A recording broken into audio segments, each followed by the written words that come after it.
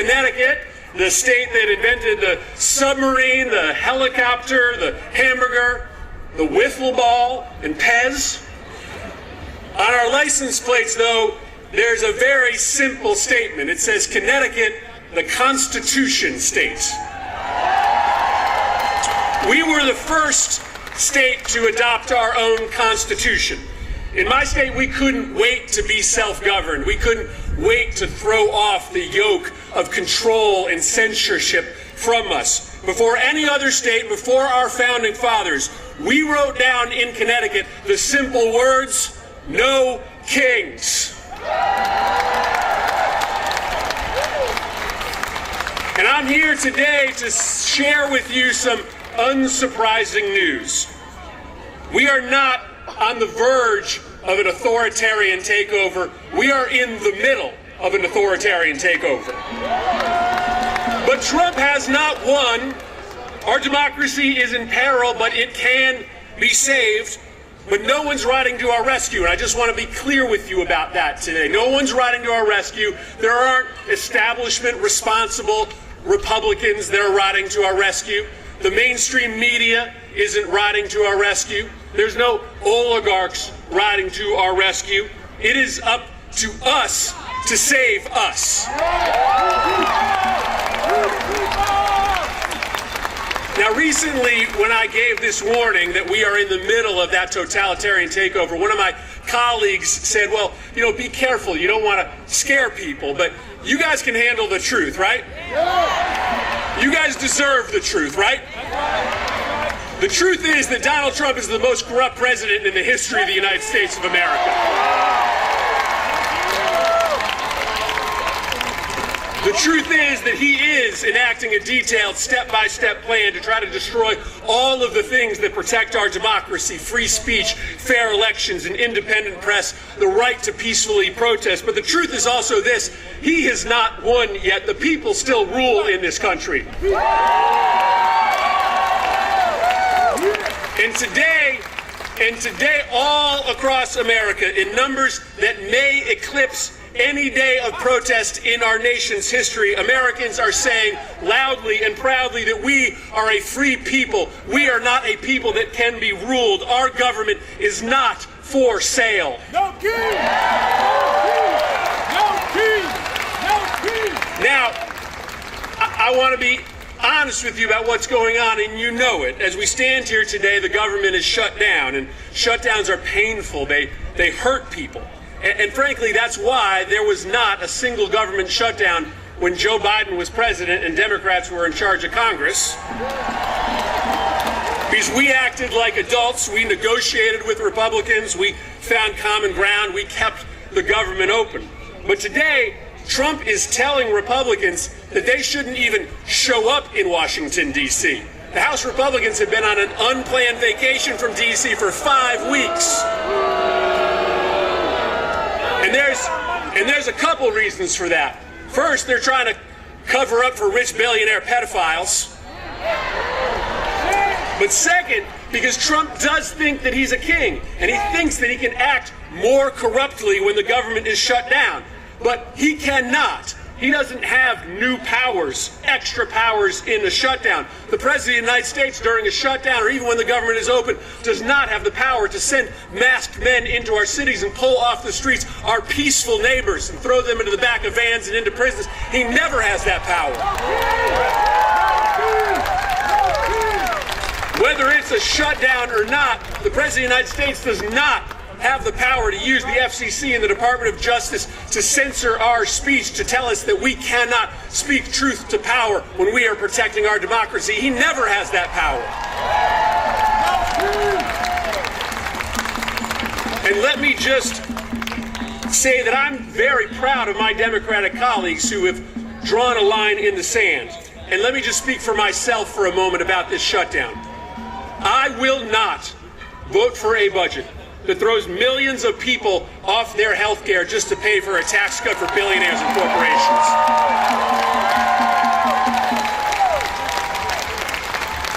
And I will not vote for a budget that doesn't put some serious checks on President Trump's destruction of our democracy. In fact, no Democrat has a moral obligation to vote for a budget that just pays the bills for Donald Trump's political witch hunts.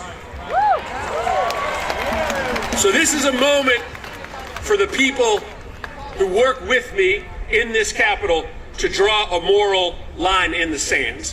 And this is a moment for all of you to stand up and speak up. Listen, President Trump thinks that he can bully us into silence. He thinks that he can intimidate us into sitting this fight out. But judging by the number of people here today, judging by the number of people standing up all across this country, he thinks he can silence us, he thinks he can bully us, but he cannot and he will not.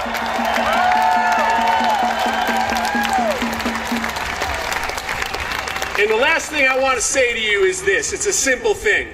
I get it that when you wake up in the morning, like me, you are filled with anxiousness, with anger about what is happening in this country. But I also want you to feel something else.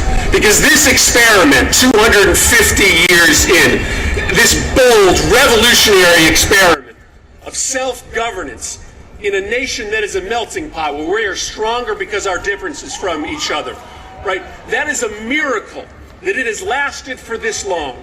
And every single one of us needs to understand that when we wake up every day, we have an obligation, a duty, a responsibility to fight hard to protect that bold experiment. So I wake up every day filled with that same anger and anxiety. But I feel lucky that I am on earth at a moment where I can stand up on my 2 feet and have something to say about maybe the most defining fight of our lifetime to protect American democracy from ruin. I feel anger and anxiety, but I frankly feel joy that I have something to say and that I can tell my kids and my grandkids that when the moment came, I stood up to protect and save American democracy from ruin.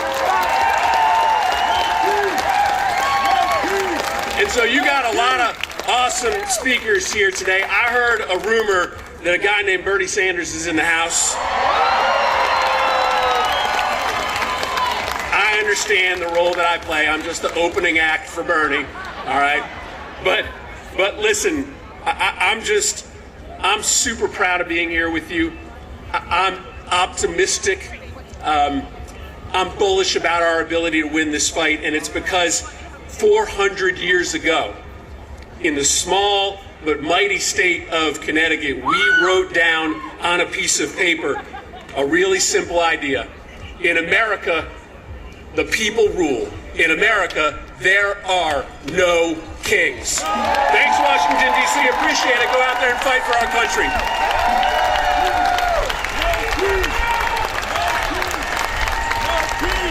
And now, let's give a warm No Kings welcome to Mehdi Hasan, founder and CEO and editor-in-chief of the new media company, Zateo. Ladies and gentlemen, brothers and sisters, friends, my name is Mehdi Hasan. I am a journalist, I am an immigrant, and I am a Muslim. I am everything Donald Trump loves. I am the Trump trifecta. I'm also a bit of a socialist, but shh, don't tell Stephen Miller, he alarms quite quickly. Can I just say, it is so heartwarming to see so many of you out here in D.C. today. D.C., make some noise. We need to make sure today that they hear us in the White House and in the Capitol. All week, I've heard Speaker Mike Johnson and Republican members of Congress say that this rally, the No Kings rally, is a hate rally. A hate rally. The people who can't get through a single day without hating on late-night comedians and overweight soldiers and Muslim politicians and Mexican immigrants and Palestinian refugees and black women and transgender kids and peaceful protesters and Mr. Freaking Potato Head, they are lecturing us on hate? Really? I'm not here out of hate. I'm here out of love. I'm here because I love this country. I love America. I love the First Amendment. I love our democracy. I love our diversity. Yes, our diversity. And I am not willing to sit back and watch our glorious American multiracial, multicultural, democratic experiment, our constitutional republic, destroyed by the guy from Home Alone 2. Not gonna do it. Because I did not inherit America. I did not inherit America. I chose America. I wasn't born here. I immigrated here. And we immigrants, we love this country often more than the people who are born here. Because we chose to move here, live here, swear an oath to the Constitution here. An oath that the guy down the street violates every morning and every night. The great irony is, of course, that Donald Trump is the son of an immigrant, the grandson of an immigrant, and married to an immigrant. In fact, 2 of his 3 wives were immigrants, proving yet again that immigrants will do the jobs that even Americans are not willing to do.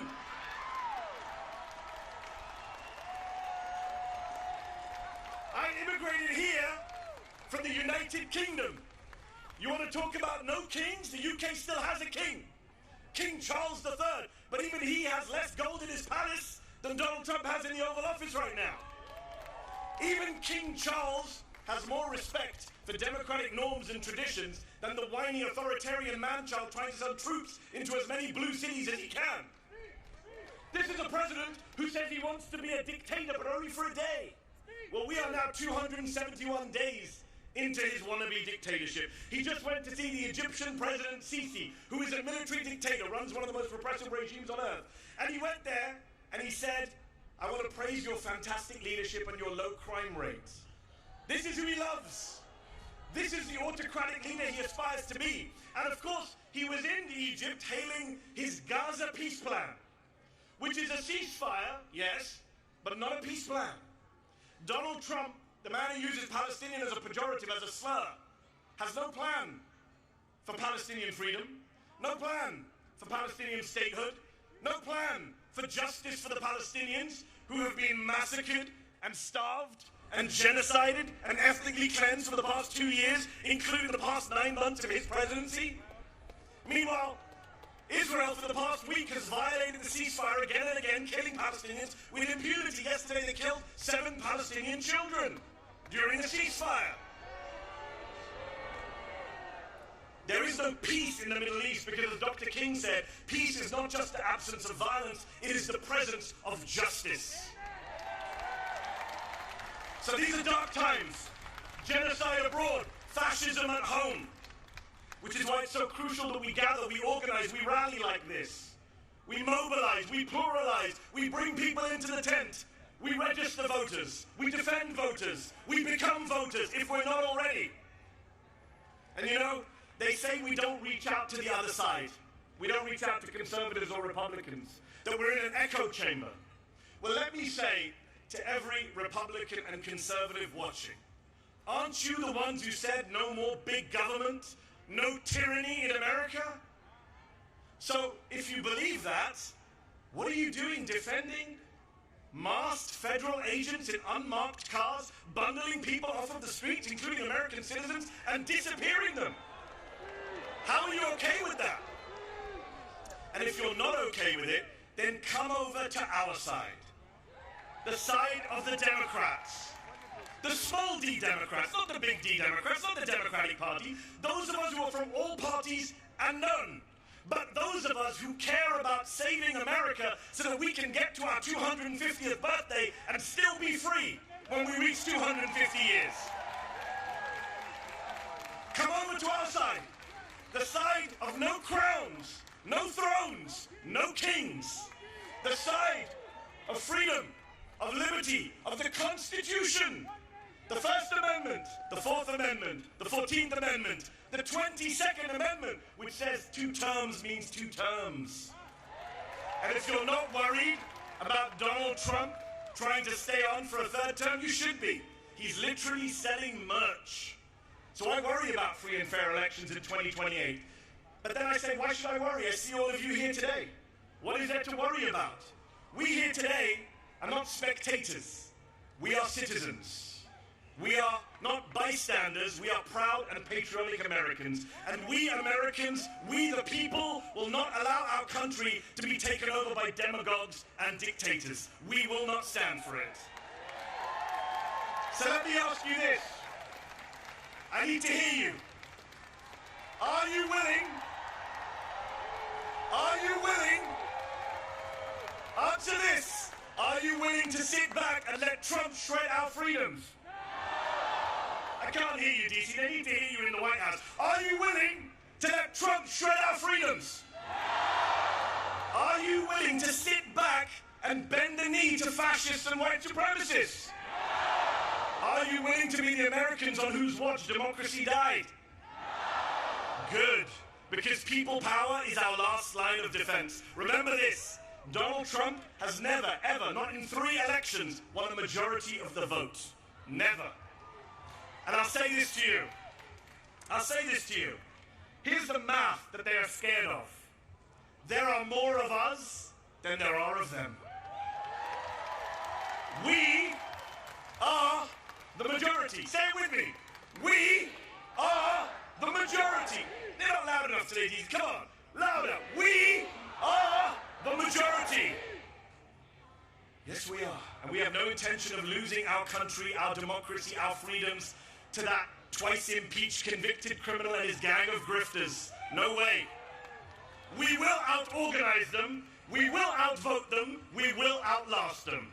Because when I see you all out here today, when I see you all out here today in your thousands, in millions across the country, I have hope. I have faith that America can defeat this fascist threat, this authoritarian mania, this MAGA cult, and save our freedoms. And I also have faith and hope that one day soon, the Palestinians will be free. Thank you very much for your time. God bless you all.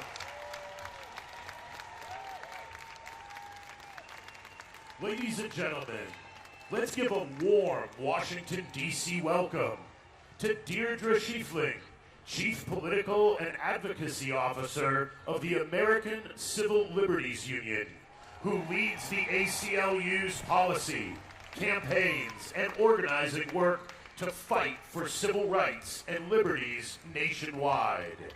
And Sarah Parker, Executive Director of Voices of Florida. Hello, everyone. Hello, DC. You look so beautiful. I wish you could see yourselves from here. You look amazing. You look powerful.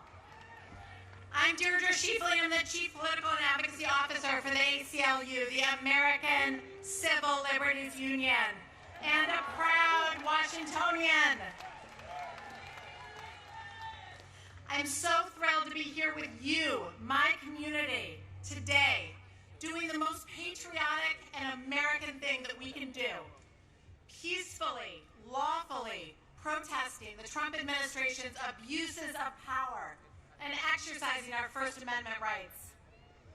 After all, our country has a 250-year-old history of disagreeing in public, and we are not about to stop now. For more than 100 years, the ACLU has defended our country's freedom, especially the First Amendment freedom of speech. It's not just our opinion that everyone is entitled to their beliefs without fear of punishment. It's in our country's Constitution. It's the cornerstone of our democracy. Our basic American freedoms are not something that any president can take away from us. So why is Trump trying? What is he so afraid of? This moment is so much bigger than a political disagreement. It's about standing up for our rights and the future of democracy. The democracy we want is a country of freedom, a country of equals, a country of due process and laws that apply to everyone.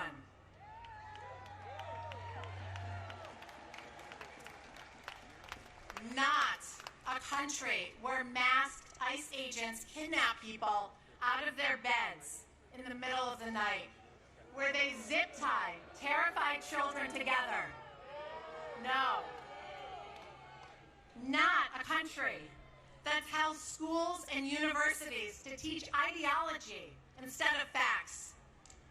And certainly not a country that sends armed troops into our cities to scare us into silence. I refuse to allow that version of our country to take hold, and I know you do too. The courage that we are creating here today across the nation is contagious. It's powerful, and it's exactly what they're afraid of.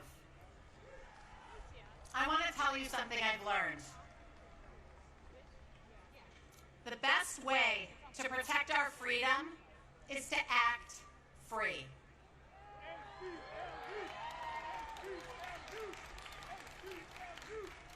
I was in my hometown of Buffalo, New York, a couple months ago, and I saw a new billboard up from the Buffalo Public Library. It said, "Free people read freely." Free people read freely. 4 words. I was so struck by the simplicity and the power of that statement, and by the fact that the public library felt the need to make it. Free people read freely. They think freely. They protest freely. They act free. The best way to protect our freedom is to act free. Thank you for doing that today. Thank you for your courage. It's powerful and it's contagious. We live in a democracy and we are going to act free. And with that, I'll turn it over to Sarah Parker.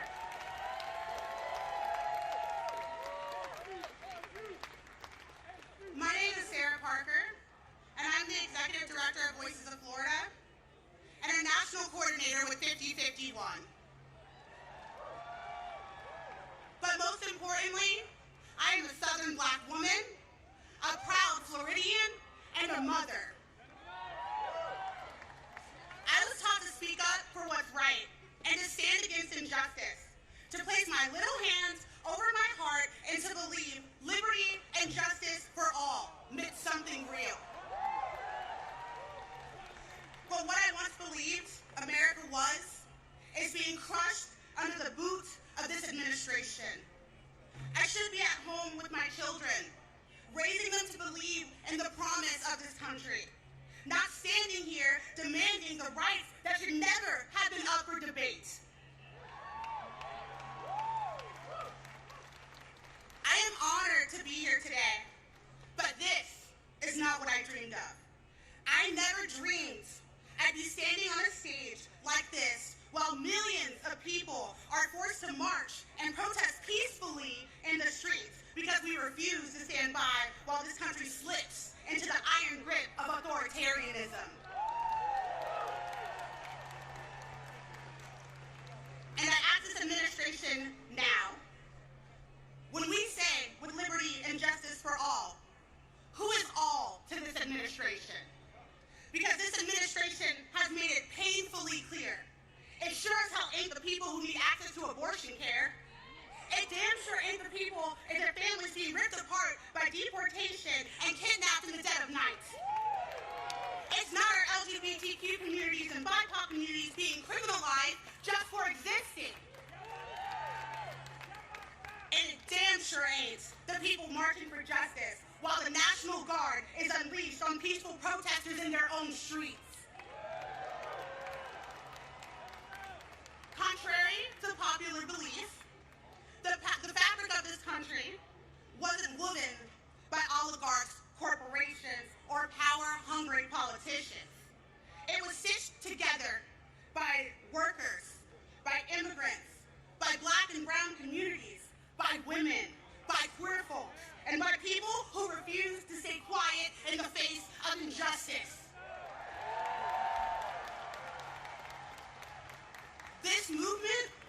made by the people. This movement, No Kings, was named by the people. This movement is the people.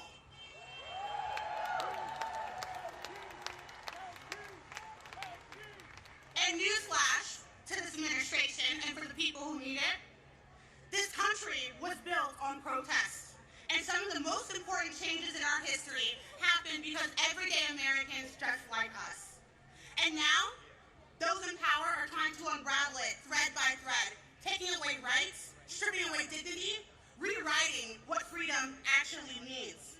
They've tried to silence us with fear. They've tried to gaslight us with lies. And politicians have stood in front of the cameras, smugly, I may say, peddling smear after smear. Because it's easier for them to smear the American people than to recognize what they're doing to this country. And where I come from, we call that cowardice.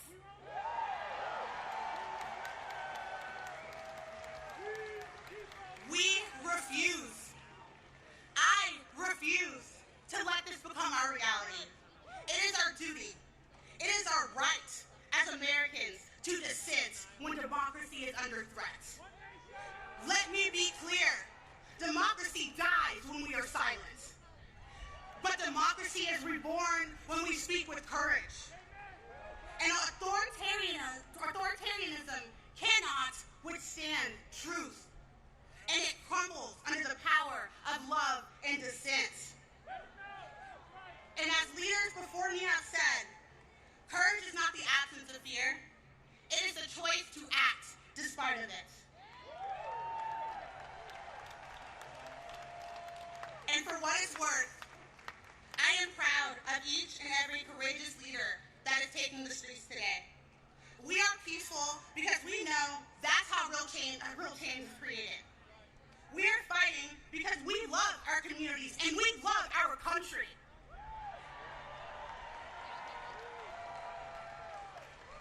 We are using our voices because it is our God-given American right. And anyone who says otherwise is not only lying to the American people, they are lying to themselves, and I don't know how they sleep at night. And like we say in the South, a hit dog will holler, and I'm hearing a lot of hollering come from the Capitol building.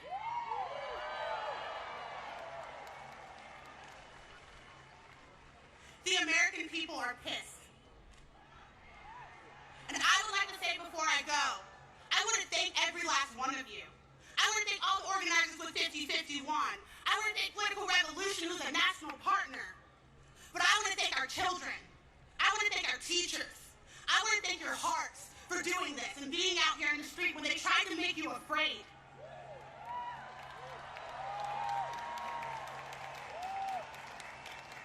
The message today will be crystal clear and they won't be able to ignore it. There will be no kings in America. Not today, not tomorrow, not ever. Thank you.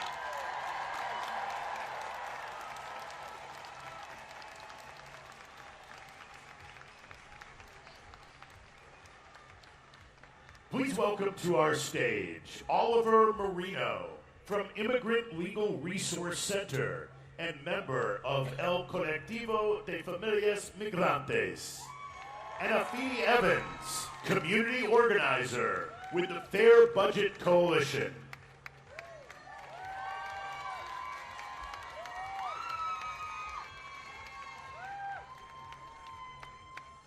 Thank you. Good morning. Earlier this year, as the Trump administration began its anti-immigrant attacks from the White House, the Colectivo de Familias Migrantes, a group of DC families and organizers, came together to find community and ways to protect each other. We knew what was coming and why we needed to fight back, organize, and take care of each other. In the last few months, we have witnessed mass ICE agents, National Guard, and DC's own Metropolitan Police Department work together to abduct our community members.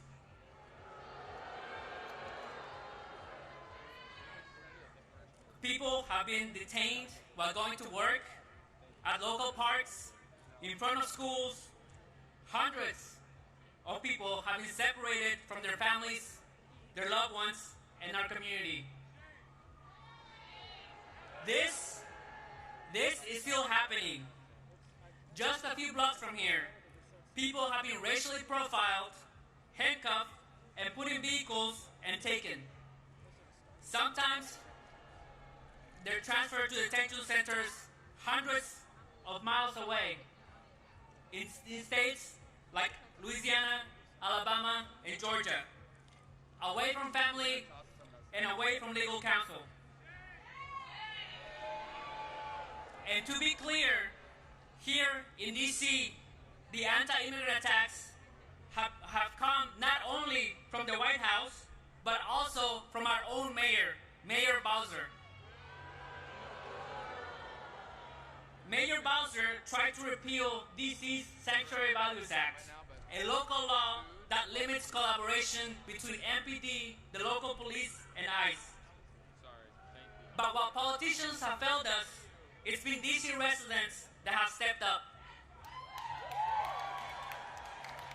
We have seen our people go out and film ISIS abuses in the streets, share Know Your Rights information, provide mutual support to families of people detained, and organize to protect their immigrant neighbors.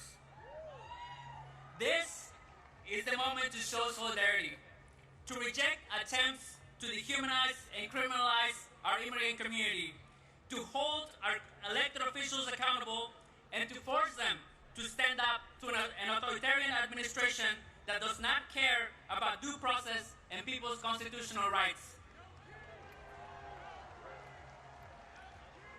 In order for the Trump administration to carry out its plans, it needs compliance from the public and from local governments. We must not comply. We need to do all that's in our power to protect immigrant families and our neighbors. We need us. We need you. We need each other to protect families, not feds. Thank you.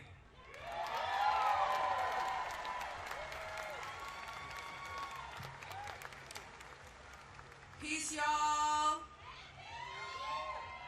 My name is Afeni, and I'm a community organizer with the Fair Budget Coalition here in DC. And this is my appeal.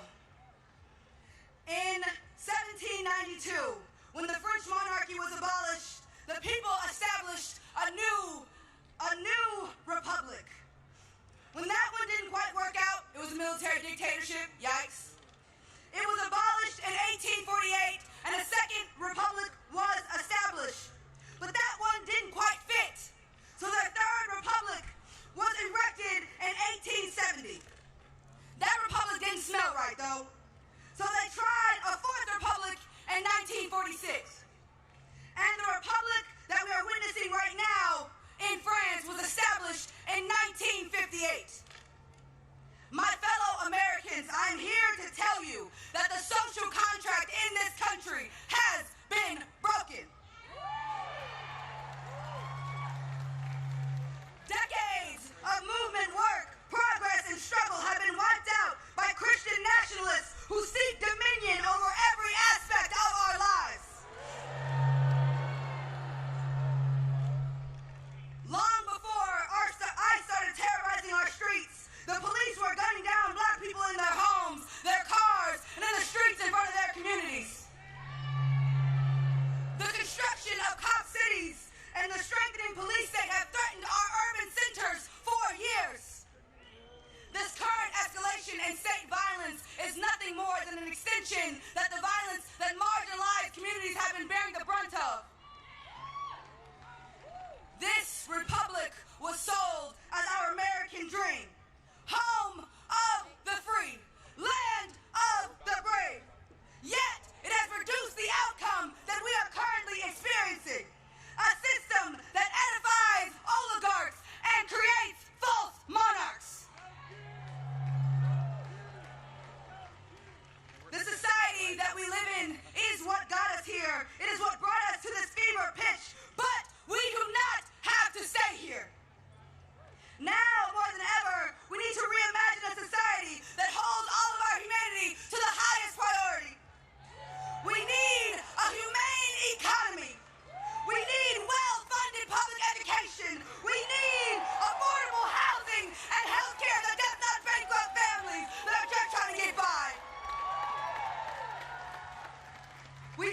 strategic youth investment in music, arts, and recreation. Our children need access to full, clean water and fresh food. In this moment, we need community, we need compassion, we need love and radical imagination, and most importantly, we need each other. Because the social contract has been broken, but we, the people, must revive it.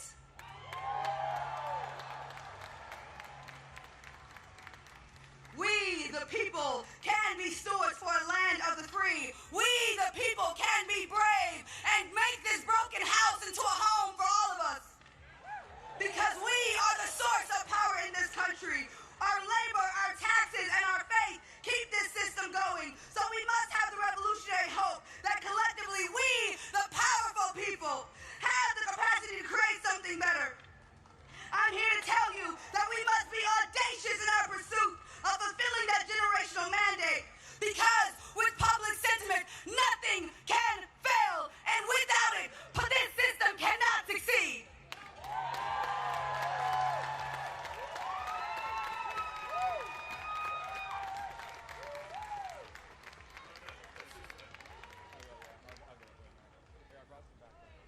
And now, welcome to the Snow King stage, an American science educator, engineer, comedian, television presenter, inventor, keynote speaker, and author.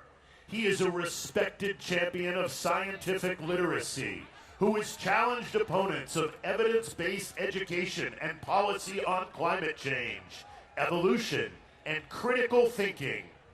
Please welcome Bill Nye, the Science Guy.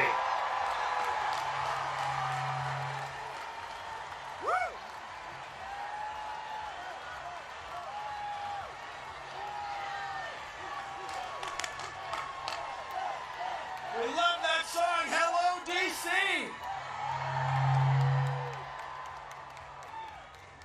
Fellow citizens, it is wonderful to see so many of us out here today. We are here for the same reason our ancestors gathered here in 1776. We want our government to run without a king. Our government is based on ideas embodied in the Constitution. Among other remarkable features, it guarantees our freedom to speak, as we're doing here today. Rather than doing one monarch's bidding, we have agreed to form a democracy, to work together, and to follow the laws that derive from it. No thrones, no crowns, no kings.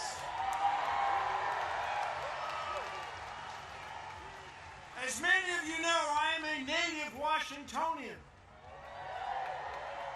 I grew up here within the city boundaries. And when you grow up here, the affairs of the federal government are very much a part of your life. I remember well sitting on my father's shoulders and waving to astronauts as we as a nation celebrated their accomplishments back in 1964. In 1964, that was the first year my parents could vote for president as citizens of the District of Columbia. We still do not have voting representation in the district.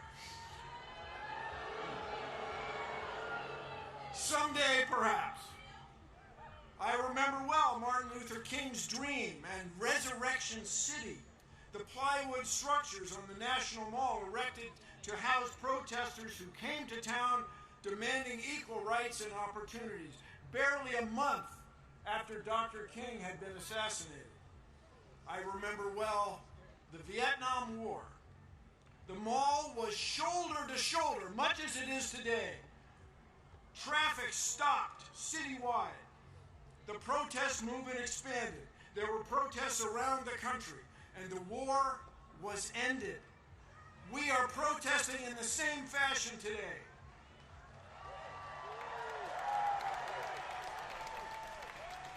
Only today, the stakes are higher. Rather than abandoning a war against an elusive, perhaps sometimes imaginary foe, we are confronting the possible end of our republic. We are here to tell our lawmakers that what's going on in our government is wrong. They must stop the abuses of this petulant president and his circle of sycophants. No thrones, no crowns, no kings.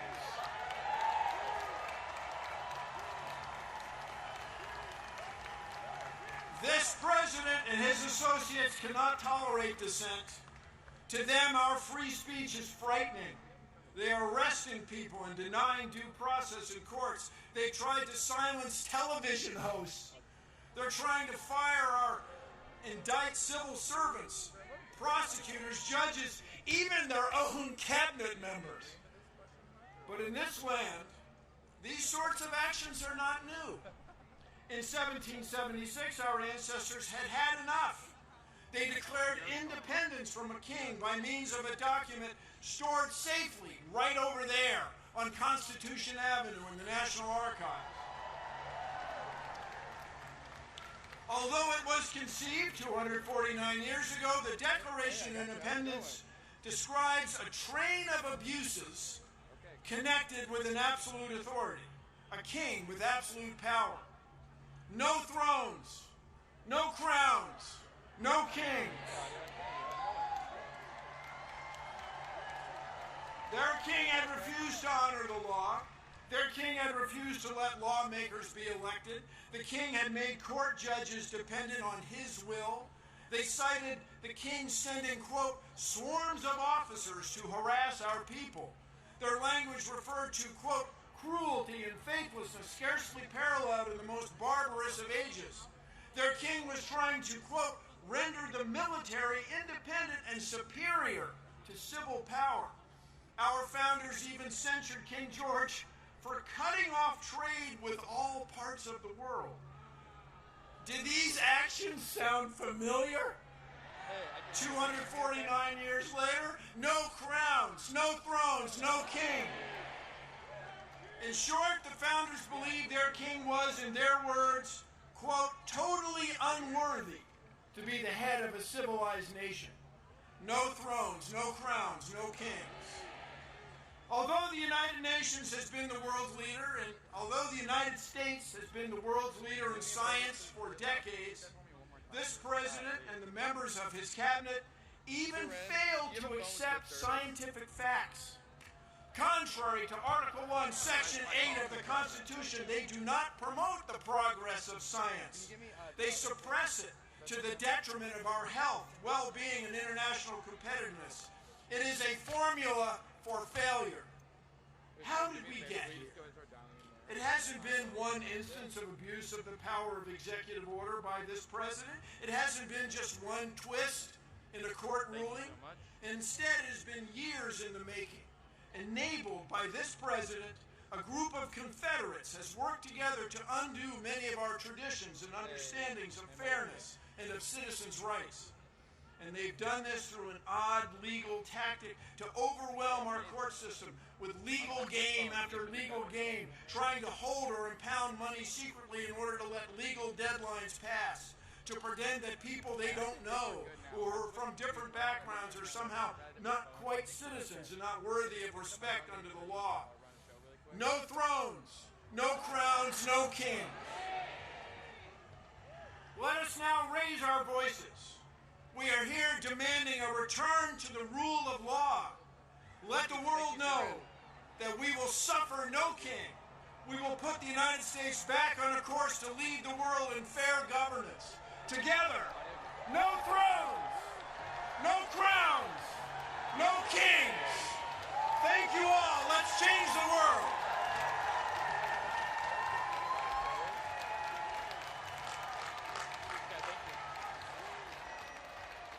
Ladies and gentlemen, now please welcome Ai-jen Poo, a care advocate and organizer who serves as Executive Director of Caring Across Generations and President of the National Domestic Workers Alliance and Care in Action, and Randy Weingarten, President of the American Federation of Teachers.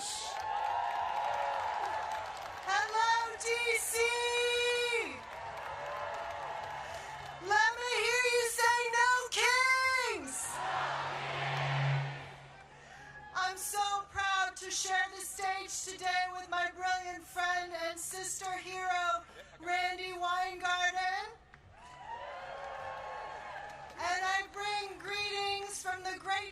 of Chicago. And I bring love from the caregivers all over this country, caregivers and workers who guard the safety and well-being of our children and enable the dignity and agency of older people and disabled people in our lives all over this country. We are out marching in cities and towns all over this country today because we see what's happening. Parents unable to afford life-saving medicine for their children. Caregivers losing their health care and their ability to take care of the people they love. Disabled people forced into institutions because their caregivers have been taken by ICE. Mothers violently torn from their children by armed, masked men with no due process. This administration has broken the law, lied, stolen our care, and is attempting to steal our constitutional rights and freedoms. They think that they will get away with it. They will not. There are no kings in America.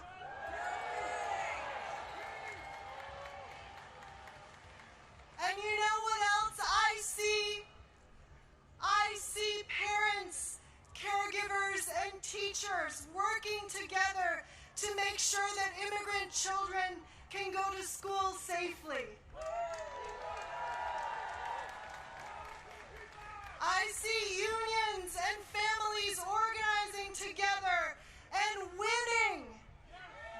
In states like Michigan, where 32,000 home care workers just won a union. And in New Mexico, where child care is now free for everyone who needs it. It's the bravery of everyday people coming together to protect each other, to push for a good life for our families in America. We can win.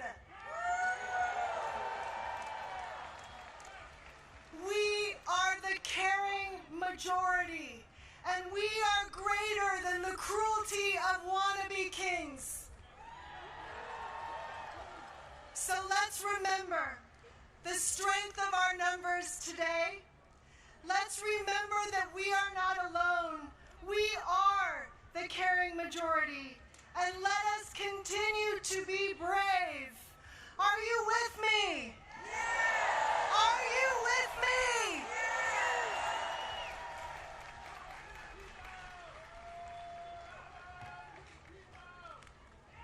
Thank you, Washington, D.C. From up here, you cannot see the perimeter. There are so many people who want to fight for our democracy and say no kings.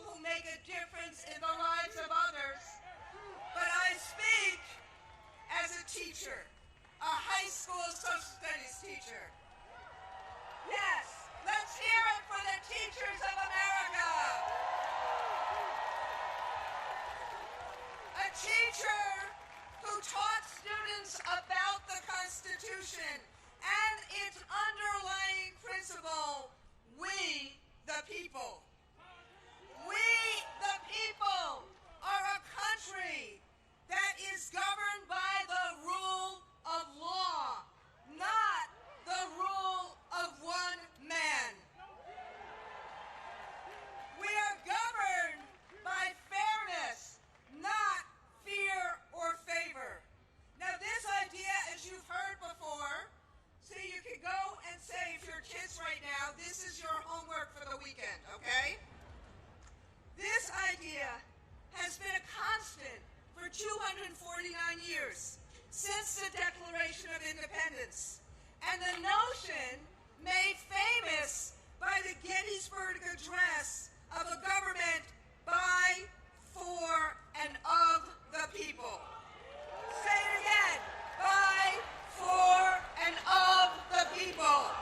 Now, we know the founders were not perfect, but they had one abiding principle, and that is and was that we as a nation should never, ever again be ruled by a tyrant or a king.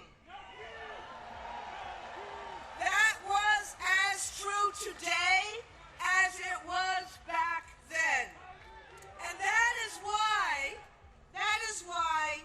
millions of people today from all walks of life are turning out at these thousands of events. Republicans, Democrats, independents, black, brown, white, this 68-year-old Jewish baby boomer, Muslim small business owners, Christian Gen Zers. This is, as Ijen said, we are the majority of America. And what do we want? What do we want? We want the promise of America for everyone. We want a voice in our future. We are standing up in peaceful, patriotic protest, just like our founders called out. No thrones, no crowns, no kings. We are standing up because we don't want our streets militarized. We don't want our neighbors disappeared by masked Asians. We don't want our colleges forced to sign loyalty oaths. We don't want, what? We don't want public officials arrested on trumped-up political charges. And, this is a little different, we want our federal government to fix the healthcare crisis that was created by the big ugly bill Republicans passed in July. We want a president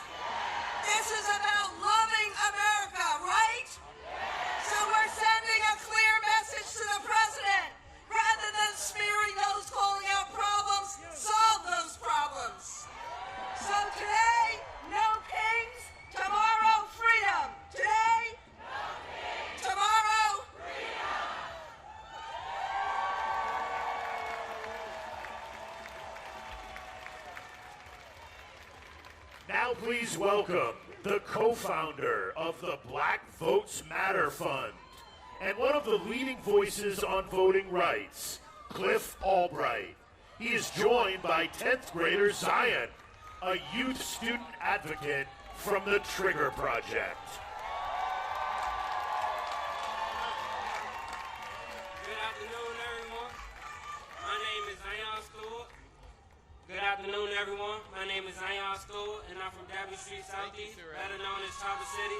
I grew up around a lot of trauma and violence like many kids in my neighborhood. I got connected to the Trigger Project through one of my mentors. Going through Trigger University, I felt something I never felt before. A safe space, people who believed in me, and a chance to learn the real causes and the disease of gun violence. More police doesn't fix what's really going on, it just adds more confusion and chaos. It doesn't heal our pain. It doesn't give us opportunities or make us feel safe in our neighborhoods. Saying fuck Trump. Saying fuck Trump or fuck ICE will be what he expects from me, but that's not what we need. What we need is prevention, support, and spaces where black youth can thrive. If every home had the support it needed, if every community member was emotionally aware and mentally healthy, if schools didn't push us towards the prison pipeline, and if the city invested in me before the first time I was profiled, we wouldn't be here.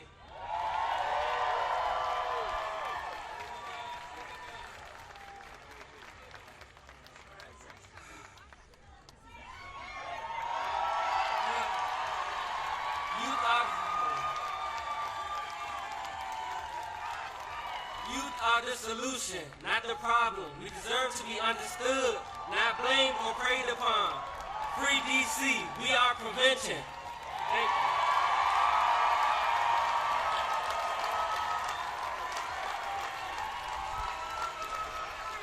Go give it up again for Zion.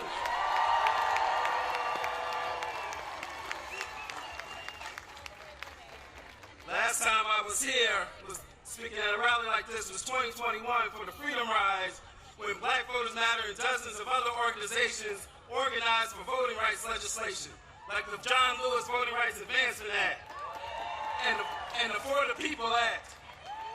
I got you, sis, and HR 51 DC Statehood. When I say DC, you say statehood, DC. DC.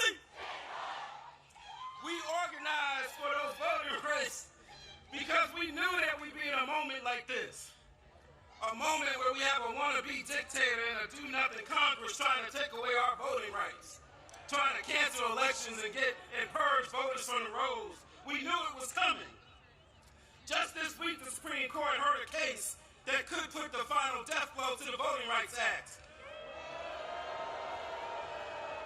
It could eliminate black representation for black communities, and it can create at least 19 seats that are currently protected by the Voting Rights Act would be eliminated by many of these red states. And this is happening at a time when we are seeing mid-decade redistricting in places like Texas and Missouri because we have somebody who wants to be a king. You have somebody who, just like he said to Georgia, go find me 11,700 votes. He's trying to tell these states, go find me 10 extra congressional seats, or 15 seats, or 20 seats. And this could create a permanent one-party rule at the expense of black voters and black communities. But like so many other issues that are rooted in anti-blackness, that sickness won't just stay within the black community, it affects this entire country. And so we join you in saying, no kings.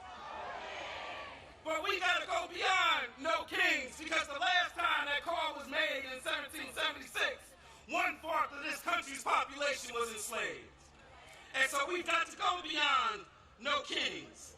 We've got to recognize that they have used divide and conquer ever since that time in 76, or ever since 1619, to keep us divided, to divide those who were enslaved from those who were poor whites, to divide us from those indigenous brothers and sisters. They've been using that divide and conquer tactic, and they're still using it today to keep us divided, all of our communities. But I've got some good news for you, because what I know is this: if divide and conquer is one of the oldest tricks in the books, then by definition, one of the most revolutionary acts of resistance is simply to be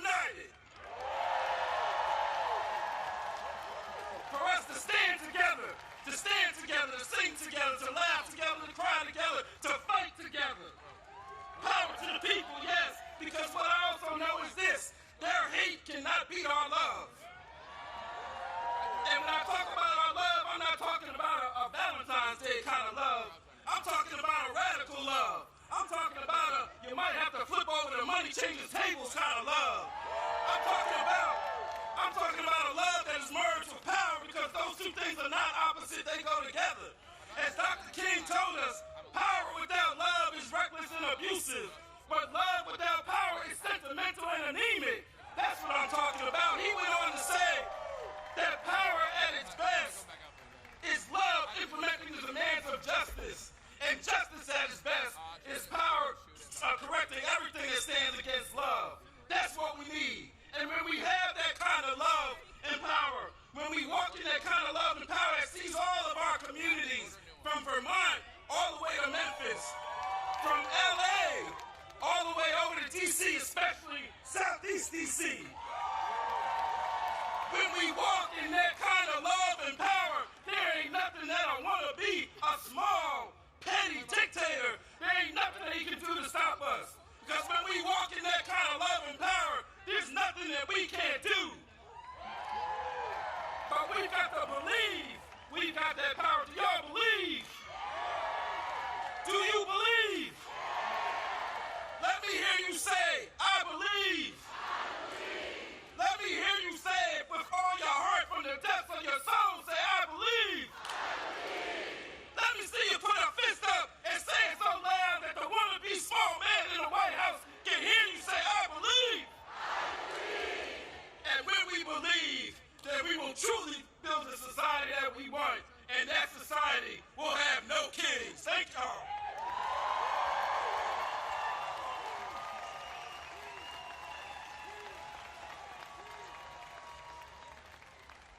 Now please welcome Jay Brown, Chief of Staff for the Human Rights Campaign, and Sean Skelly, former Assistant Secretary of Defense for Readiness in the Biden administration and co-founder of Out in National Security. Hello, DC! My name is Jay Brown, and I'm with the Human Rights Campaign, the nation's largest LGBTQ civil rights organization in the country. And I'm here today as a proud transgender American. I'm here to say this is my country, too. You know, like so many of you, I came here today with my family and friends. My twin sister is somewhere out there in that crowd of people. And growing up, she fit the mold of what people expected. You could say I broke the mold, but our parents loved us just the same. You know, we didn't know anybody transgender. We didn't even know the word. But they gave us the love and the support that we needed to thrive, and now I'm a dad with an amazing family of my own. And I gotta tell you, that's what freedom looks like. The freedom to live, and to be, and to raise our families as we see fit. But this president, he has a darker vision for America. One where our families are told how to parent their children. Where our doctors are forced to forego their oaths to do no harm. Where the government is ripping families apart and hurting our people. They're cutting billions of dollars from HIV prevention and treatment. They're banning our books. They're firing teachers who use a student's nickname. And they're firing gay workers who put a pride flag on their desk. But we're all here because we believe in a better America. We believe in a country where kids can get a quality education free from bullying. Where love is love. Where freedom is afforded to all and not reserved for the wealthy few. That is America at its greatest. That is our America. And on behalf of HRC's 3.6 million members and supporters, I'm here to say that America does not and will not ever have a king. The truth is, no one rally is going to save us. No court ruling, no single election will save us. We have to save ourselves. We have to build workplaces that are safe, classrooms that are welcoming, communities where we see each other not as our enemies, but as our neighbors. And we must always resist the temptation country. That's what he wants. He wants us to be defeated. Are we going to be defeated? No. He wants us to be silent. Are we going to be silenced? No. He wants us to be scared. Are we scared? No. You know, we have the power to build a better tomorrow.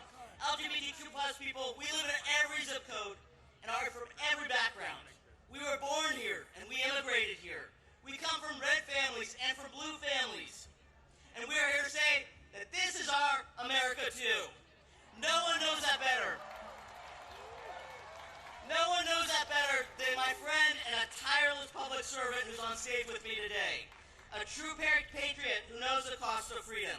I'm proud to pass the mic to former Assistant Secretary of Defense for Readiness and our HRC board member, Sean Skelly.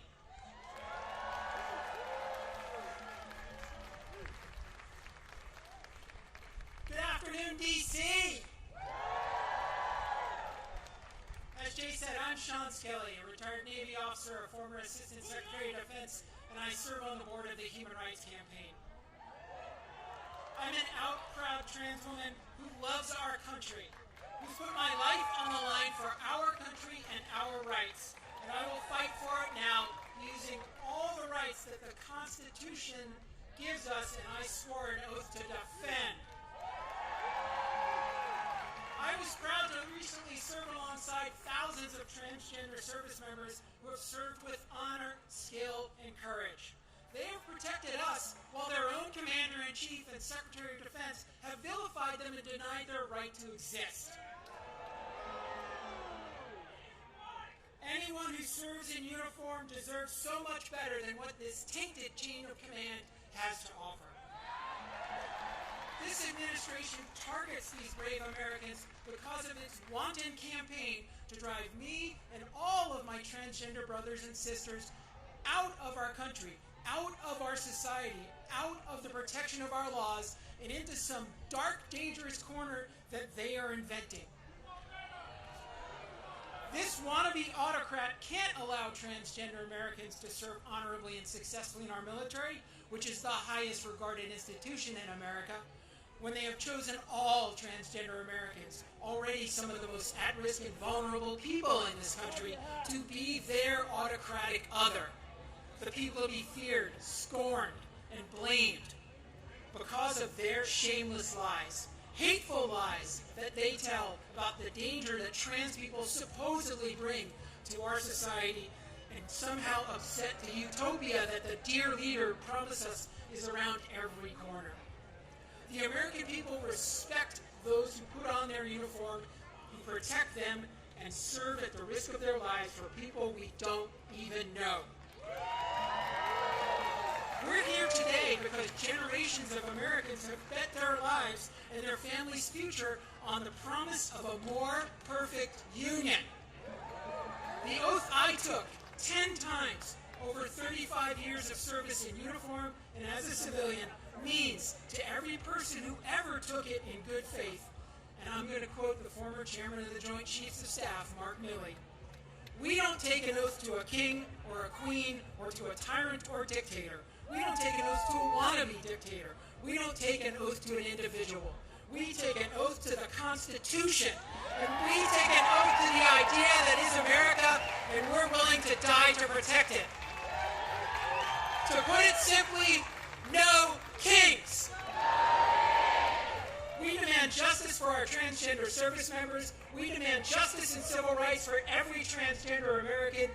We demand justice and democracy for every single American. No kings. Thank you.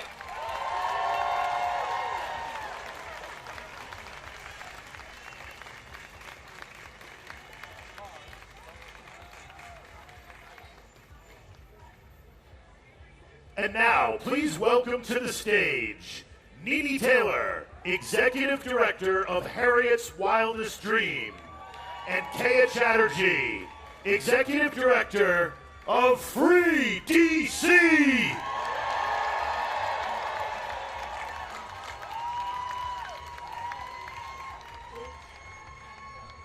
Welcome to DC.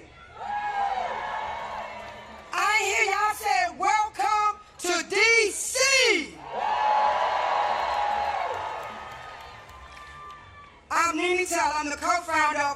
and executive director of Hers Wildest Dreams, named after our ancestor Harriet Tubman. I am also the co-founder of Free DC. I was born and raised right here in Southeast Washington, D.C.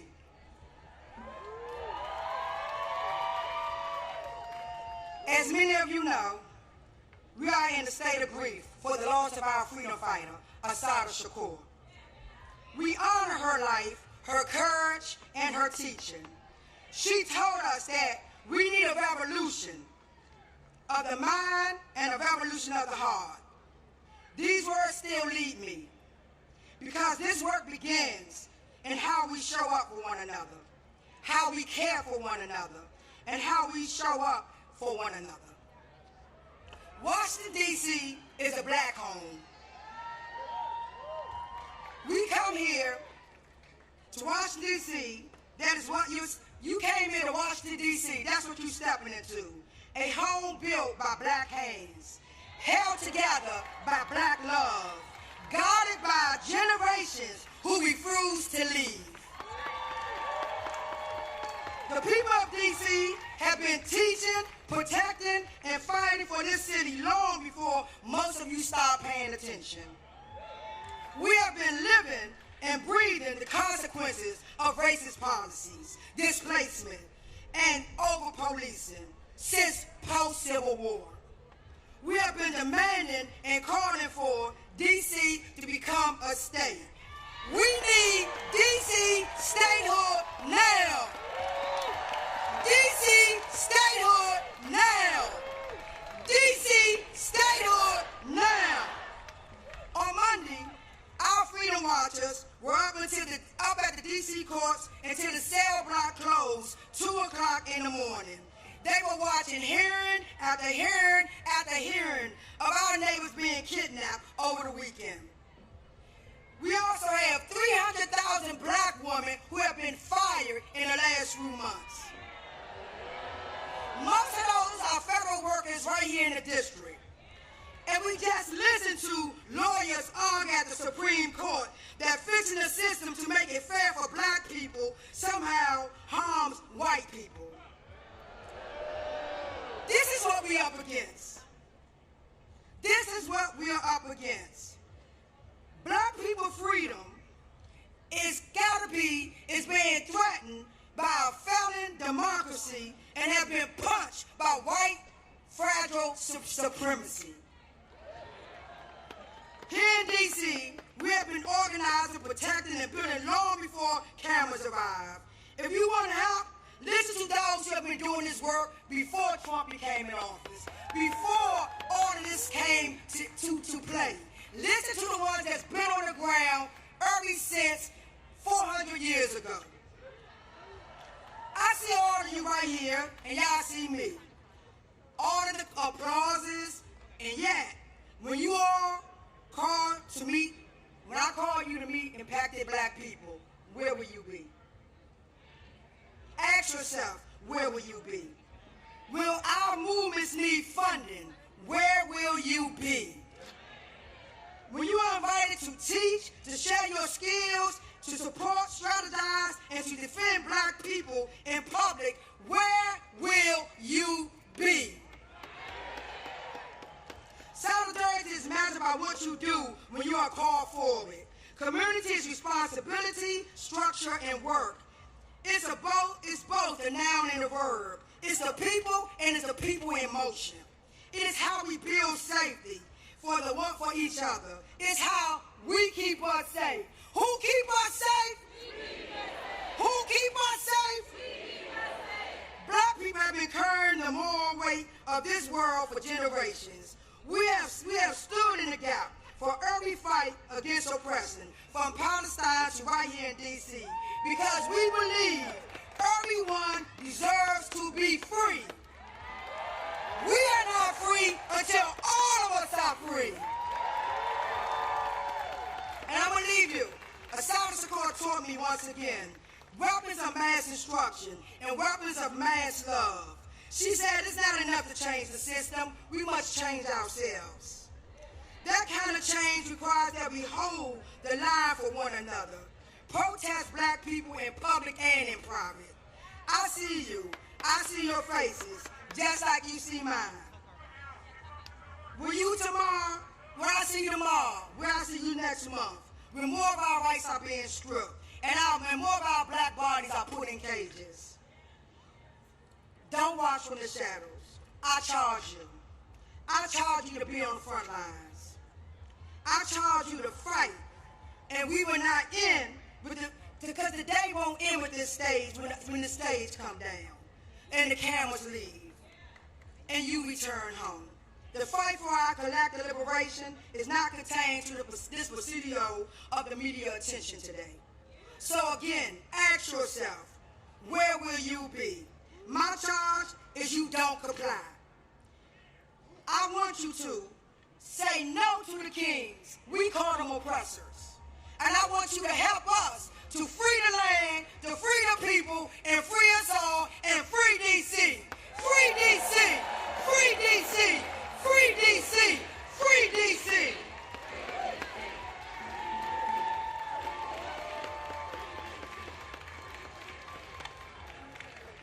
All right, my name is Kaya Chatterjee. Thank you so much, Nini. I am with Nini, one of the co-founders of Free DC and the executive director of Free DC. And we are the movement to protect DC home rule and win lasting dignity for the 700,000 people of DC. Let me hear you, DC. Who out here is here today for a free DC?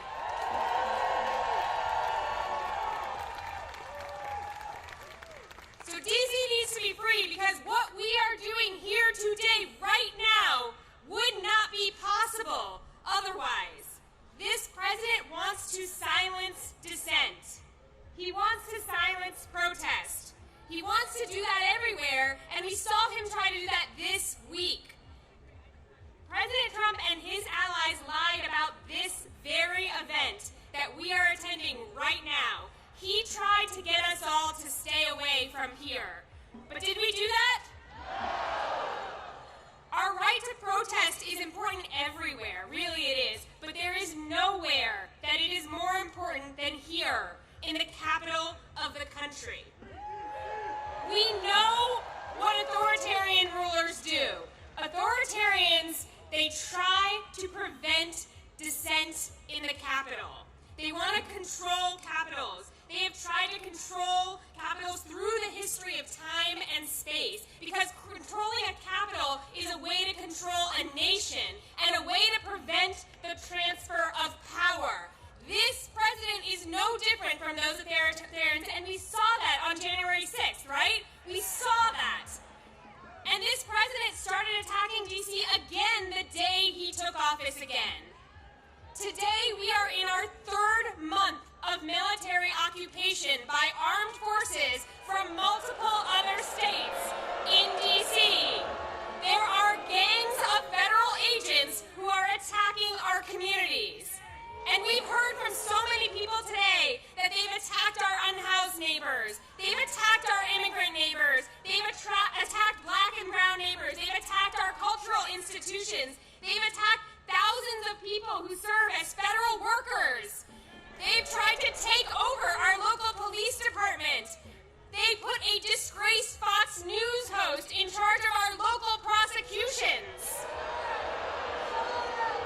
And on top of that, their allies in Congress are trying to pass dozens of bills, more than 24 budget riders that take away basic rights from the people who live in the capital of this country. This president is trying to instill fear among the people here. Exactly. We won't let him.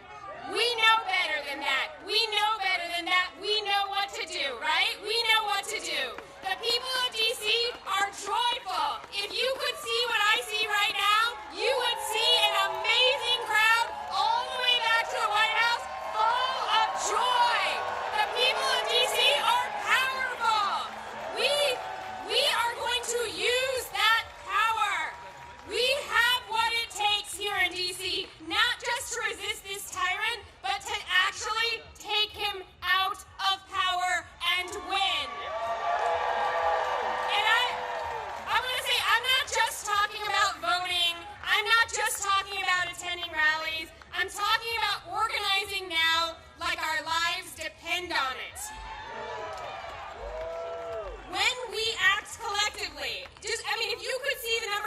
here, plus think of all the people in all the other cities. When we act collectively, we have so much more power than we realize. We have way more power than they do. We have power as workers. Who here is in a union? If you're not in a union, get in a union. Talk to your coworkers about collective action. We have power as consumers. We can choose to either fuel the companies that are profiting off of our oppression, or we can starve those companies. We have power as jurors. We have seen that these indictments they are trying to get, they are failing, right? Our people understand the assignment. We see that this administration's charges are unjust. We have power as taxpayers. We are all right now collectively funding this regime, and we have the power to slow that down, right? We know what's on our license plate here in DC. What's it say? That's right. And we have power as community members. We can engage in our sacred duty to protect one another, to support one another in solidarity, and to reject this cruelty agenda that we're seeing unfold. And if those are things that you want to be a part of and you aren't already, come find the Free DC action tents. They're over to the right. I know it's like so crowded you can't even see where I'm waving here, but they're in John Marshall Park over to the right, and you can join the effort and the power it takes to win. We're also at freedcproject.org. What we have seen over the last 10 months is that every single time they attack us, if we respond, we grow stronger. Every time they attack us, we grow more united, we grow our people, and we grow our resolve, and we learn what it takes to take them down. We're building unity, we're building power, and we are going to demand full power over our local money, our DC National Guard, our local laws, and ultimately, yes, we will be admitted as the 51st state of the United States of America. It is not going to be Canada, it's not going to be Greenland, it's going to be DC.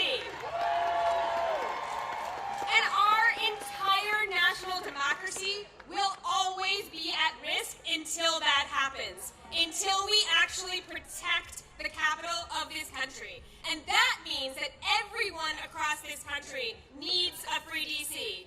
From Ward 1 to Ward 8, from Los Angeles to Chicago, from Memphis to Portland, we are more united now than we have ever been. We are united against deploying the military against our people. We are united against attacks on our democracy, and we are united against this agenda of cruelty that we are seeing unfold before our eyes. Together, we, the people here today, and all our friends we organize, we're going to bring it to an end. Free DC! Free DC! Free DC! Free DC! Free DC! Free DC!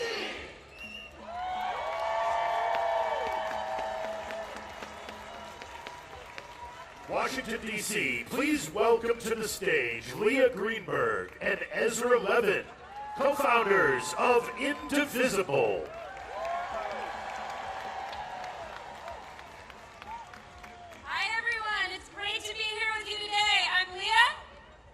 I'm Leah's husband.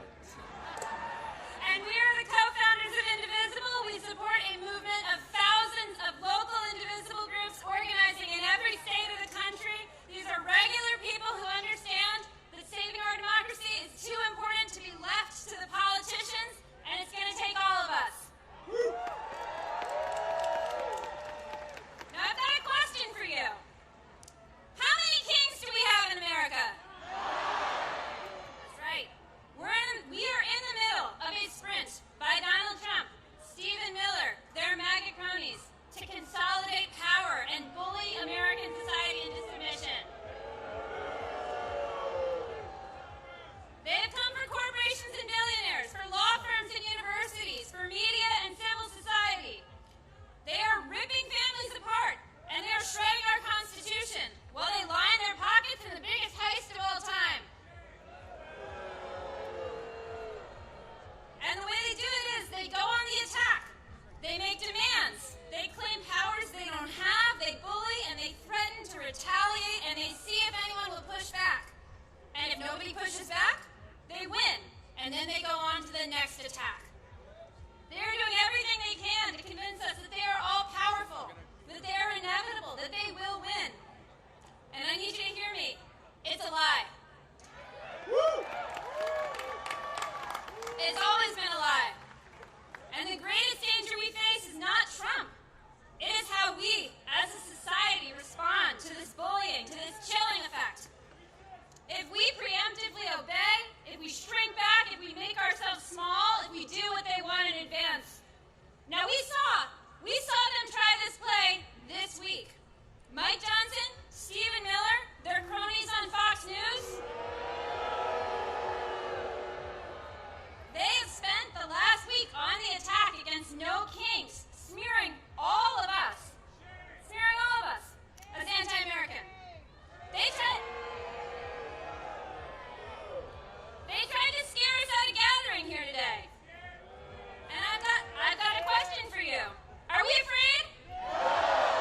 Did they scare us off? Are we going to back down now? That's right, because what we are doing here today is as American as apple pie. We are standing up for our rights. We are standing up for our neighbors. We are here because we understand.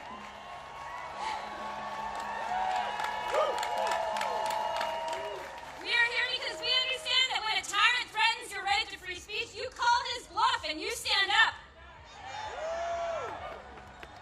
In every action and every day, we defy the regime. So I've got something to say to Mike Johnson, Speaker Mike Johnson, who spent all week smearing regular Americans. There are nearly a dozen No Kings protests happening across your district today. And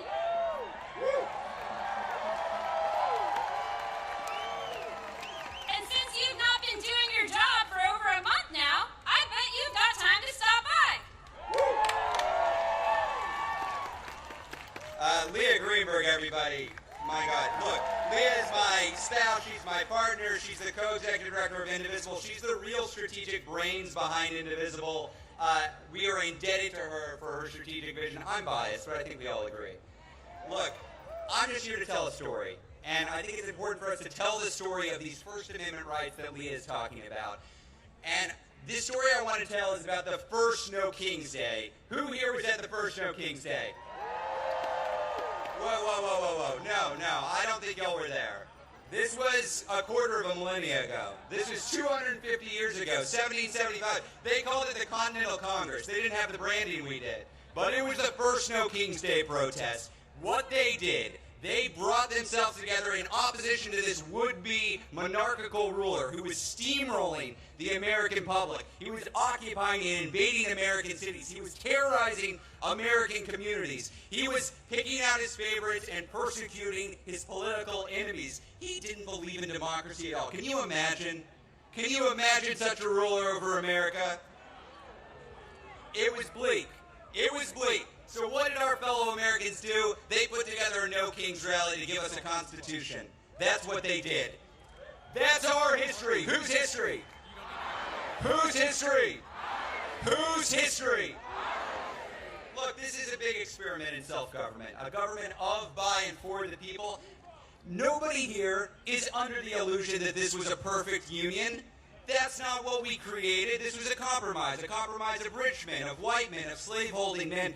But this imperfect union that they put together, it also gave us some fundamental rights to make it more perfect. Who has been using those rights? The abolitionists, the suffragists, the heroes of the civil rights movement, the leaders at Stonewall, the leaders in the Dreamer movement, and all of us here. All of us here. Whose rights? Our rights. Whose rights? Our rights. Ben Franklin, that lovely Benny, what did he say? Benny told us all, when asked what they had created, he said, a republic if you can keep it. Who's going to keep this? Who's keeping this republic? That's right. We love this country enough to demand more of it. You know who doesn't want us to make any demands? This regime. The tech fascists, the billionaire backers, they want us lazy and pliant and docile. They want us alone and afraid and powerless. Are we powerless? Are we alone? Damn right or not, as I stand here today, Elon Musk, remember that guy? He's out of the White House. Jimmy Kimmel, back on air. And for the last week, this regime has been quaking in its jackboots at the thought of 200,000 people in D.C. outside the Capitol where Mike Johnson isn't working and hasn't been for the last month. You know what it turns out? It turns out that we're braver than the billionaires. Who's braver than the billionaires? Who's braver than the billionaires? This is my favorite part, folks. I get to name some names. Jeff Bezos, who took a respected pro-democracy institution that had the slogan of democracy dies in the darkness, and he turned the slogan into corruption, capitulation, cowardice, shame. Mark Benioff, y'all see this guy in the news, the head of Salesforce, who's welcoming troops into San Francisco? This guy who is begging to give artificial intelligence to ICE to triple their size?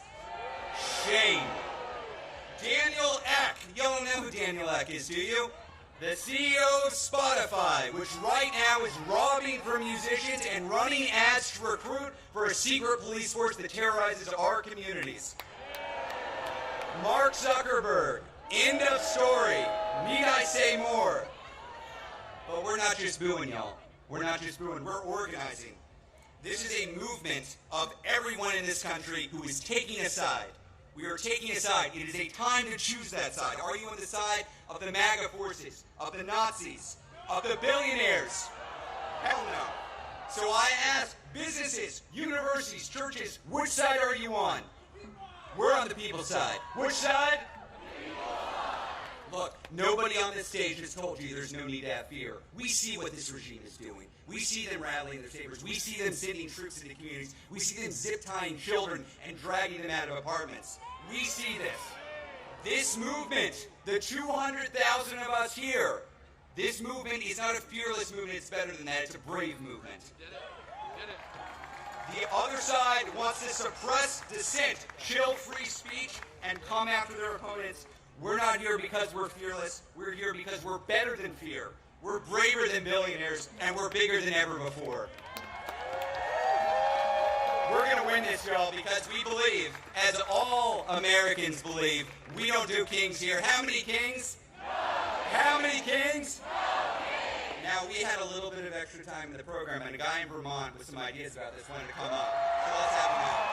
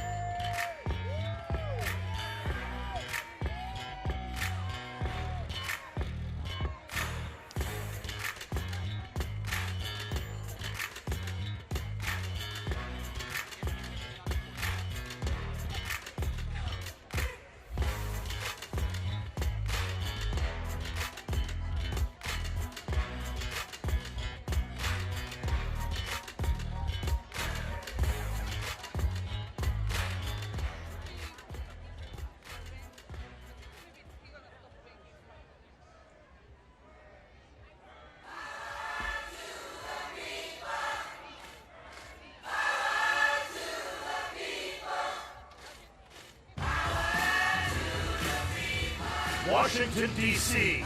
Are you ready?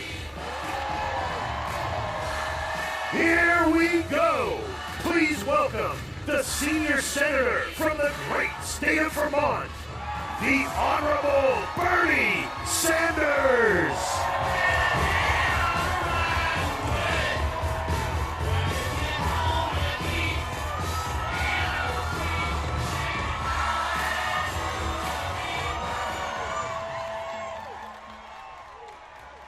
Thank you, Washington. Thank you, Indivisible. Thank you to the millions of Americans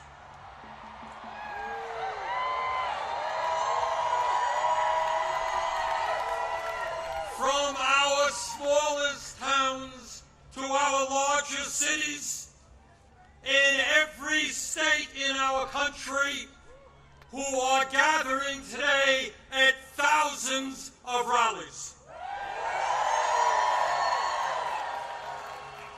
Mike Johnson, the Republican Speaker of the House, called these rallies Hate America events. Boy, does he have it wrong. Millions of Americans are coming out today not because they hate America. We're here because we love America.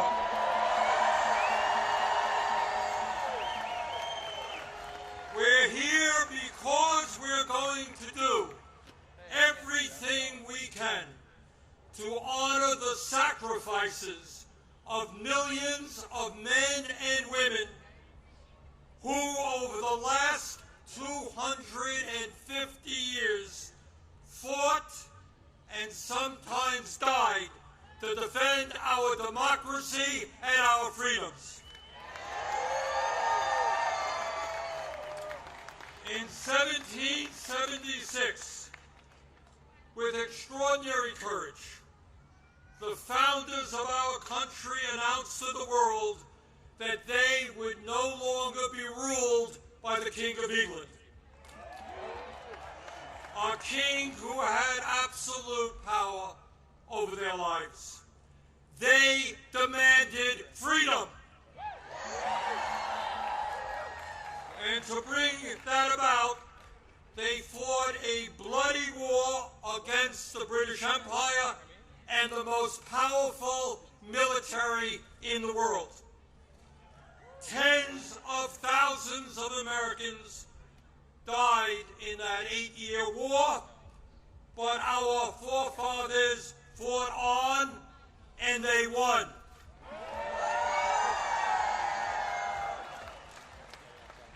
And in 1789, after winning that war, they did something extraordinary.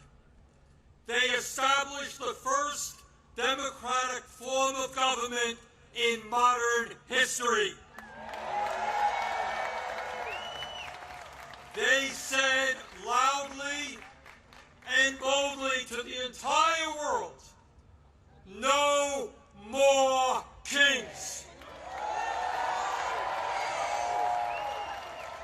In America, they said, we the people will rule. And today,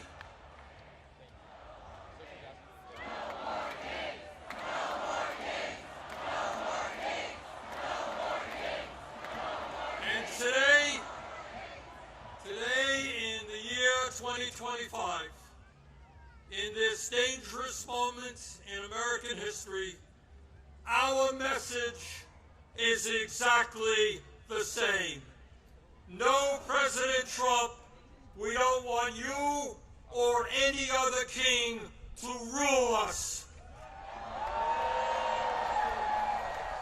Thank you very much, but we will maintain our democratic form of society. We We will not move toward authoritarianism in America. We, the people, will rule.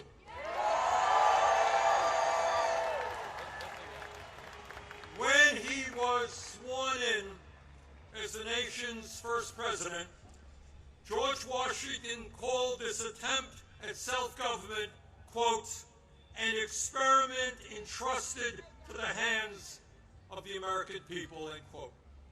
My fellow Americans, in an unprecedented way, that experiment is now in danger. It is in danger when we have a president who wants more and more power in his own hands and in the hands of his fellow oligarchs. It is in danger when we have a president who claims that peaceful protests in Portland, Oregon, or Chicago, Illinois, is an insurrection, and calls in the U.S. military, and then threatens to arrest the mayors and governors who resist them. It is in danger when we have masked agents working for ICE, breaking down doors, throwing people into vans without due process, and taking them to God knows where.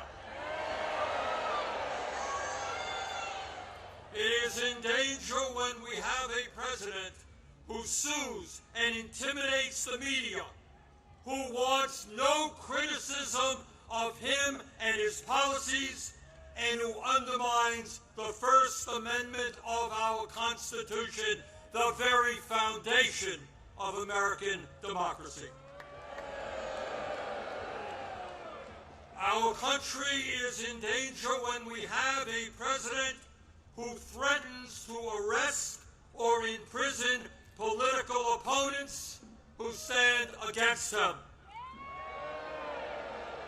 including the Attorney General of New York State, a sitting U.S. Senator, and the Governor of California. It is in danger when we have a president who undermines freedom of thought and dissent at our colleges and universities, and who attacks law firms that oppose him in court. It is in danger when we have a president who threatens to impeach judges who rule against him.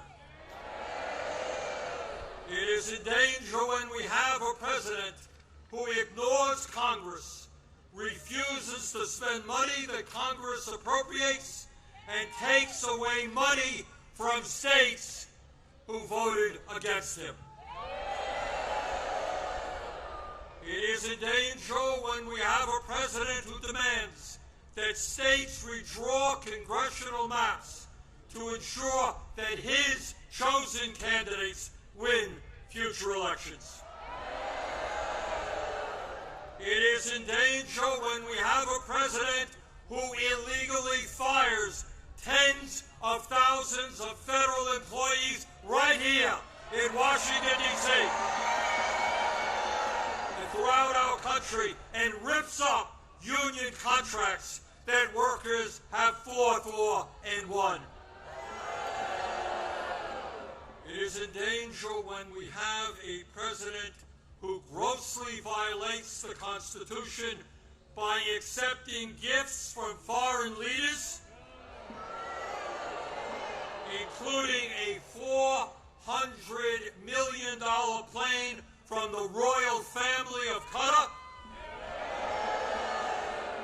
and then allows that family to build an Air Force facility in Idaho. Let us be clear. This moment is not just about one man's greed, one man's corruption, or one man's contempt for the Constitution. This is about a handful of the wealthiest people on earth who in their insatiable greed have hijacked our economy and our political system in order to enrich themselves at the expense of working families throughout this country. Yes, yeah, I am talking about Elon Musk, Jeff Bezos, Mark Zuckerberg, and the other multi-billionaires who were sitting right behind Trump when he was inaugurated. Remember that? The very same billionaires who funded his campaign, who have bestowed gifts upon him, and who have seen huge increases in their wealth and power since Trump took office. Yeah, yes, I am talking about the insanity of one person, Mr. Musk, owning more wealth than the bottom 52% of American households. I'm talking about the incredible injustice of the top 1% in America now owning more wealth than the bottom 93%. I'm talking about the richest people in America becoming much, much richer, while 60% of our people live paycheck to paycheck, struggling every day to pay their rent and mortgages, pay for child care and education, pay for their health care and prescription drugs, afford decent quality food for their kids, and maybe, just maybe, put aside a few bucks for their retirements. I am talking about our nation, the richest country in the history of the world, having the highest rate of childhood and senior poverty of almost any major country on earth. I am talking about our great nation having 85 million Americans uninsured or underinsured, and 800,000 people who are homeless, including people a few blocks from here. All the while Mr. Musk is on his way to becoming a trillionaire. I am talking about the incredible danger of the richest people in this country pouring hundreds of billions of dollars into artificial intelligence and robotics, which in the next decade will decimate tens of millions of jobs for the American working class. I'm talking about a billionaire class who believe that they have the divine right to rule, and who not only want massive tax breaks for themselves, but who reject any form of accountability or checks on their power. My fellow Americans, we rejected the divine right of kings in the 1770s. We will not accept the divine right of oligarchs today.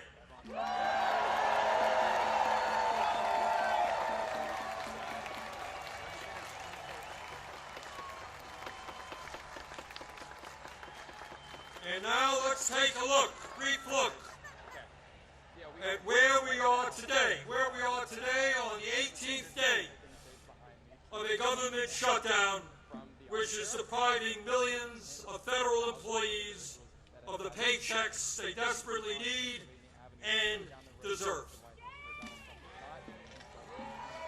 Let me cut to the chase and tell you exactly what this shutdown is all about. As a result of Trump's big, beautiful disgraceful bill, which made massive cuts to Medicaid and the Affordable Care Act. 15 million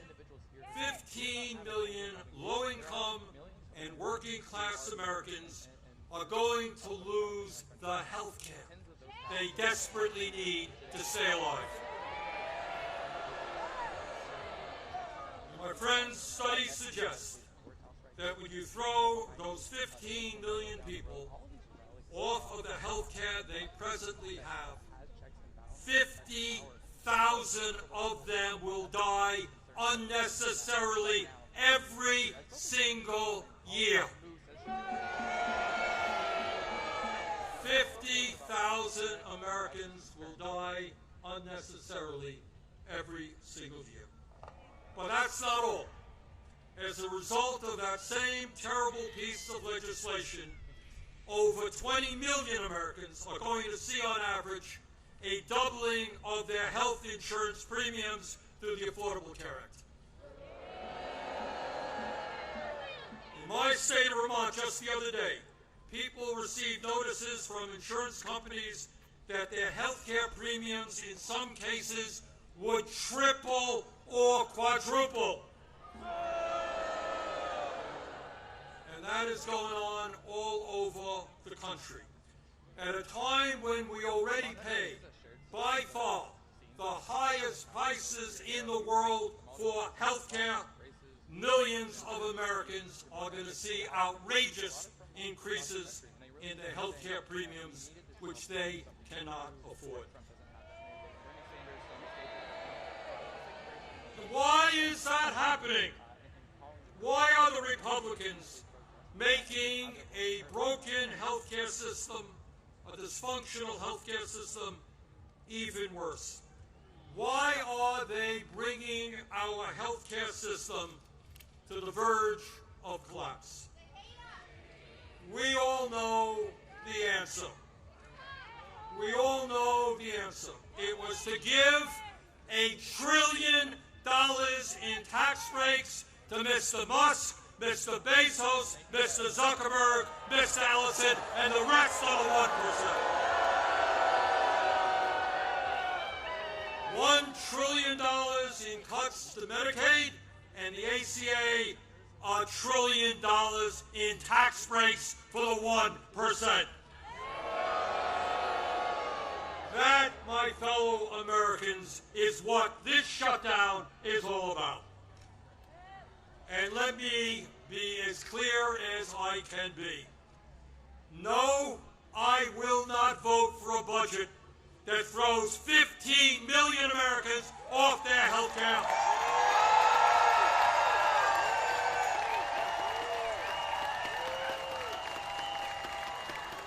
No, I will not vote for a budget that doubles premiums for 20 million Americans. No, I will not vote for a budget that forces nursing homes, rural hospitals, community health centers to lay off staff and close their doors throughout this country. All to give huge tax breaks to the billionaire class. So today, right now, I say to my Republican colleagues, come back from your month-long vacation.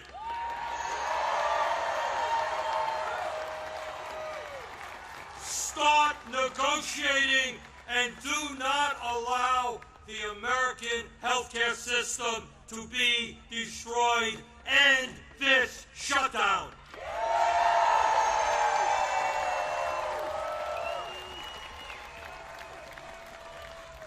My fellow Americans, we are the greatest country in the history of the world. And when we stand together and don't allow demagogues to divide us up, there is nothing that we cannot accomplish. Yes, we can create a vibrant democracy by ending Citizens United and not allowing billionaires to buy elections. Yes, we can join the rest of the industrialized world and guarantee health care to every man, woman, and child as a human right. Yes, we can build millions of units of low-income and affordable housing and allow our younger generation to enjoy the American dream and own a home of their own. Yes, we can make public colleges and universities tuition-free and have the best child care and public school system in the entire world. Yes, we can expand Social Security so that every senior in our country can retire with dignity. Yes, we can raise the minimum wage to a living wage and guarantee every worker the right to join a union. Yes, we can lead the world in transforming our energy system away from fossil fuels and create millions of good jobs as we save the planet. Yes, we can guarantee that every woman in this country has the right to control her own body.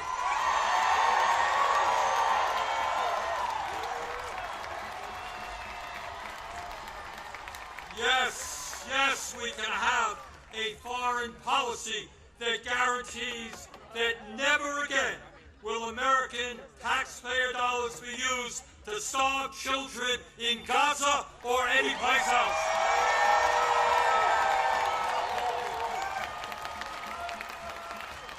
And now let me raise a question that I've been asked over and over again. You know, Bernie, great ideas, but how are you going to pay for them? Great question. Thanks for asking. And here is the answer. At a time when the wealthiest people in America have never, ever had it so good. At a time when billionaires are paying an effective tax rate lower than a truck driver or a nurse. Yes, the top 1% and large profitable corporations will pay their fair share in taxes.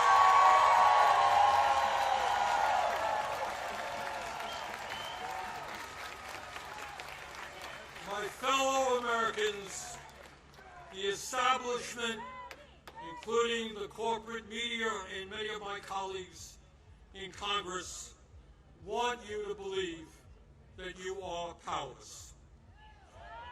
They want you to believe that you cannot change the status quo. But that is a lie. Throughout the history of our country, when Americans have stood up and fought for justice, they have prevailed.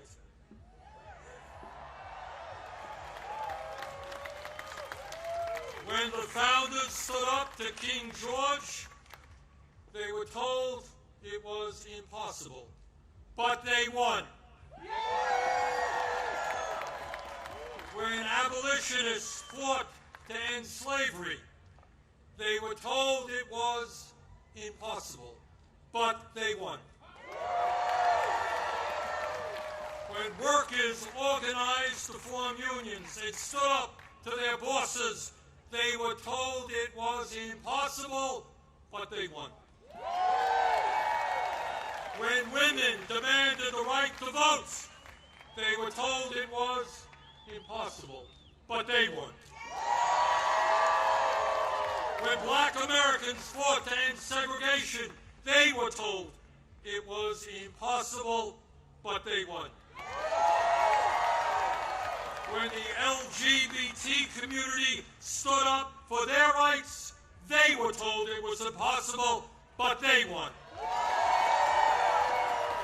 Brothers and sisters, they did it then, we can and will do it now. And how do I know that we will succeed? Take a look at this huge crowd right here in our nation's capital. But it is not just here, as I understand it. Today, October 18th, 2025, there are more people out on the streets in more communities all over our country than we have ever seen in American history.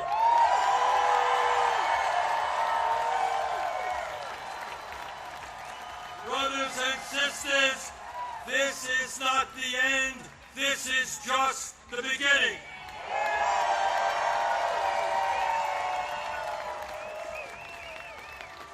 Together, when we stand united, when we don't allow Trump or anybody else to divide us up by the color of our skin or where we were born or our sexual orientation, when we stand together, we will create the kind of nation that you and I know we can become.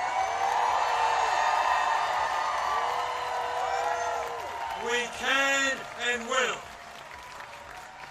create a nation devoted to freedom, justice, and democracy. Thank you all very much.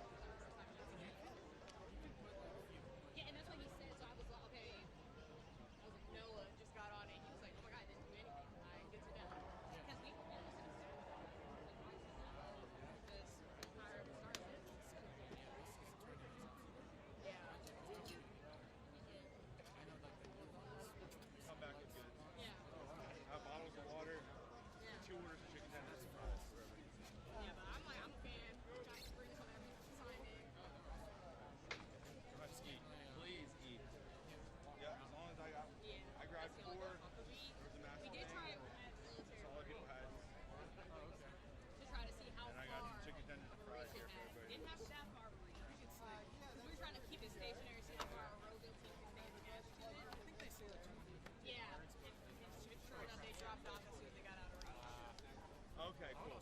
I just grabbed it for whoever was around. Yeah.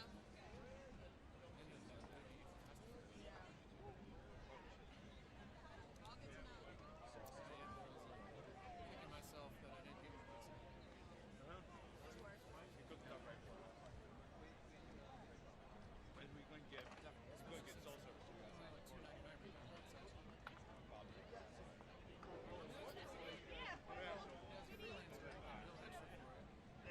Hey, might as well. Might as well. See me now.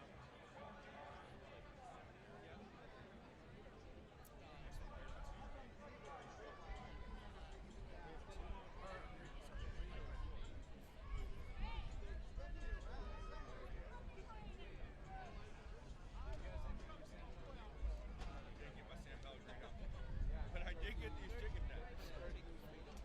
Turkey black, yeah, it's a baked avocados.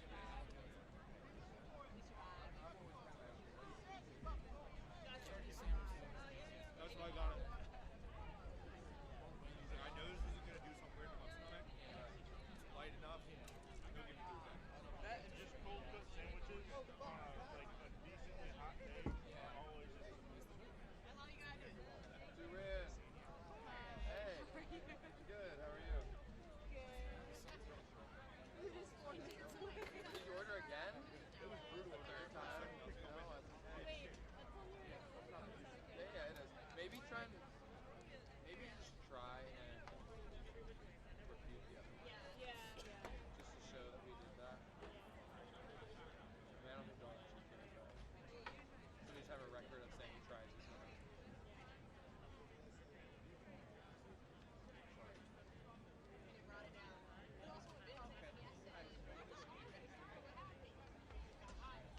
So they're gonna start breaking down.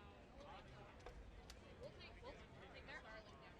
Oh yeah. I'm using my cell phone now and it's back. I don't know if that's the case, we probably should move.